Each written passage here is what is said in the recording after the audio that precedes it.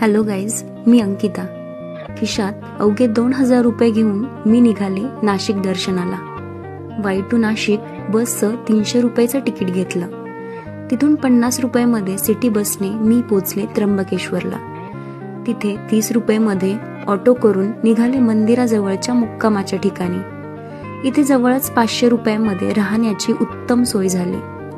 मग काय, पटकन आवरलं, डोळ्यावरचा चष्मा सावरत स्नॅपच्या फिल्टरमध्ये स्वतःला मनसोक्त निहाळलं आणि निघाले मंदिराकडे. संत निवृत्तीनाथांची यात्रा असल्यामुळे परिसरात भाविकांची भयंकर गर्दी जमली होती.